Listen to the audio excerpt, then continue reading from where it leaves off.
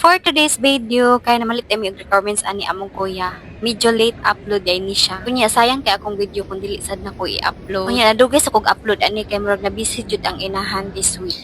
Namalit day mi dinhi sa Gaisano Grand Mall Liloan. Kay mao ra pud ni nga mall nga dool-dool diri sa among balay. Naguna ri kog saka ani nila kay need pa namo ibilin ang maong sila na lang nagibilin then ako ni saka kog una nila. So mao na ni sila mo pay pagsak. So ang una jud akong paliton kay bag jud ni Kuya Axel kay wala gid siya bag kay iyang old nga bag hatag niya sa iyang igagaw. Then ang bag ani naa sa third floor mo anang padung pagid mi saka ani na pud. Kung mori kag mall grabe daghan jud kay ang palitonon ay kwarta ra jud wala. Pero kay requirements man sa tong anak atong paliton sa requirements lang kita focus ani.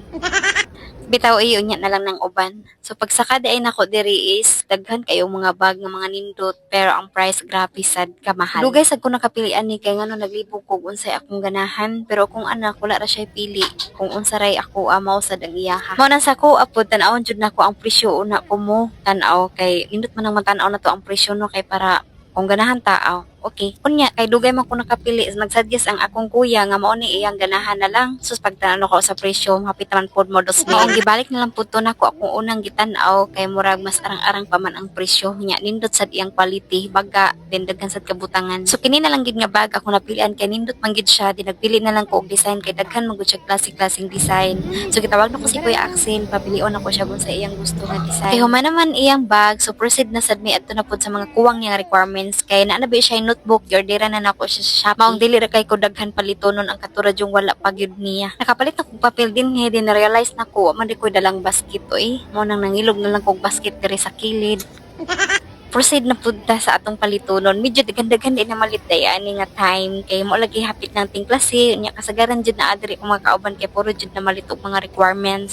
Nya kay nagyaw-yaw na gid ang tig video nako ani ay mo nagikuha na lang nako ang cellphone kay kapoy na kunog video niya sige siya sunod-sunod nako. So man gibutang na lang ako siya sa basket para makita ko ninyo nga naglakaw-lakaw. Oh, namili na mi og ballpen diri amo ding gitry ko mga giba kay ni request lagi akong kuyang mag-ballpen lagi kuno siya kay glittery na sila diri na daw sila maglapis. Agoy Ginoo ko.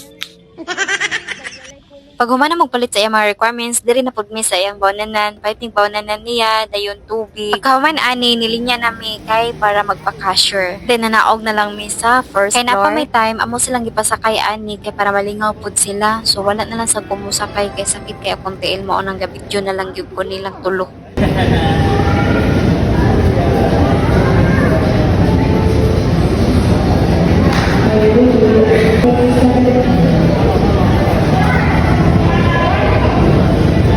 After na mo dito sa mall, nihapit mi diri sa Pier 88, Liloan, kay para arin na lang pud ni manihapon. Grabe, daghan kayong klase-klase nga pagkaon diri mo nang maglibog kag unsay imong ganahan. Timing kaayo, kalubaton na gyud ko ani nga time, mo nang wala kay ko ka video sa uban. Mao nang diri na lang gid kutob akong video. Salamat kay sa pagtanaw. Bye-bye.